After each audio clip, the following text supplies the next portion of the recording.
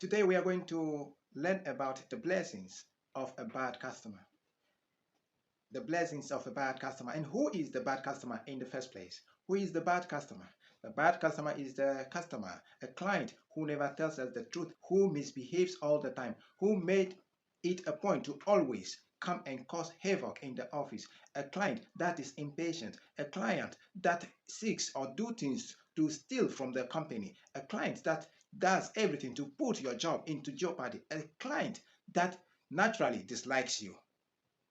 You also naturally dislike such a client because we are not made to like everyone in our lives. There are people coming our way that naturally you see them at first sight, you don't like them, you don't know why. They see you at first sight, they like you, and they don't know why. There are people like that, and we are one of such people around the globe. Therefore, there are bad customers, but bad customers have something in common. We call them bad because of who they are, because of their behavior, because of what they don't know, because of what they think they know too much, because of a whole lot of issues, psychological issues, personal issues, and the rest. We call them or we branded them bad. Fair enough, but they have blessings. They carry blessings that we benefit from. The first blessing of a bad customer is what I want us to look at, and that is the opportunity of putting you in that seat to be at his service. He is your employer. They put you there because of him.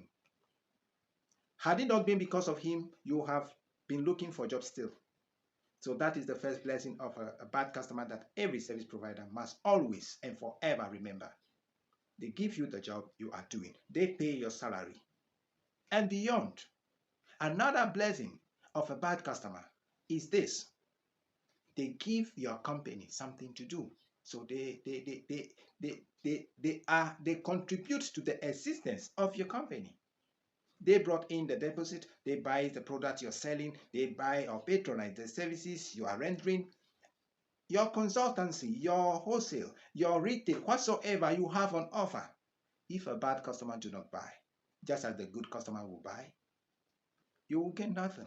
You will not even be there in the first place. So those are the first two blessings of a bad customer.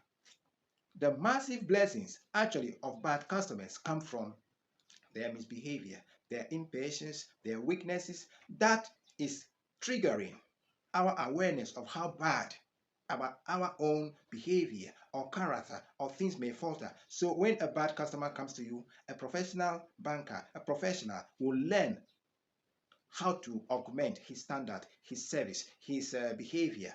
So because of the weaknesses of the bad customer, you know that it is good to listen when others are talking. Every negative thing the bad customer exported or imported into your office helps you to bring out the best in you. If they talk rudely, you have to talk politely. If they misbehave, you have to behave. If they are rude, you have to be courteous. If they are thieves, you have to be honest. That is the difference maker, and that is the blessing he is bringing to the fore. That is the blessing he is putting on the table. So if he imports his bad behavior into your office, you have to export your good behavior into his vineyard.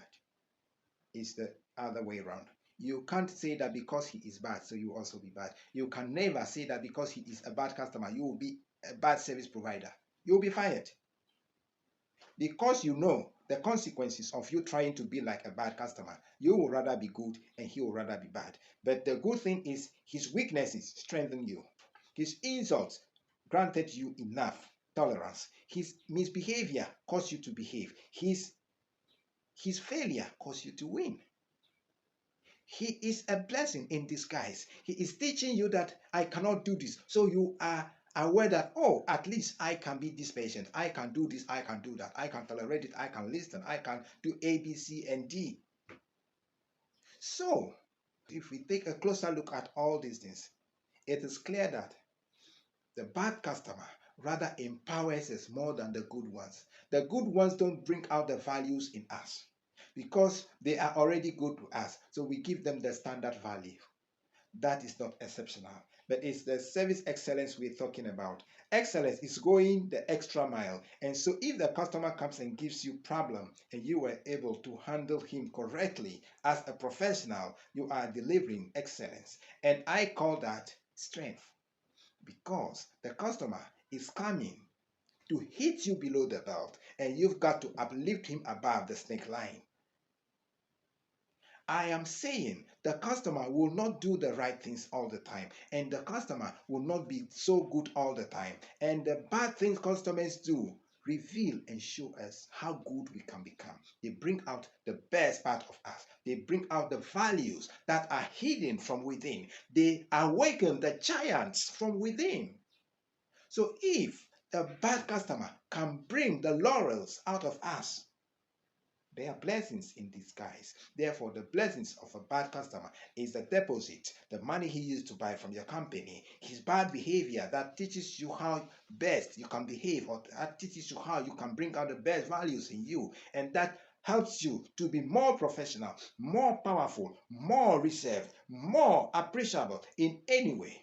The best thing you can do to the customer after all his offerings, his bad behavior that strengthens and empowers you to become who you are, you have to be grateful. Most especially to the bad customers, because they are the difference makers in your life. They are the people that helps you to play at a different level, at a higher level. Are we communicating?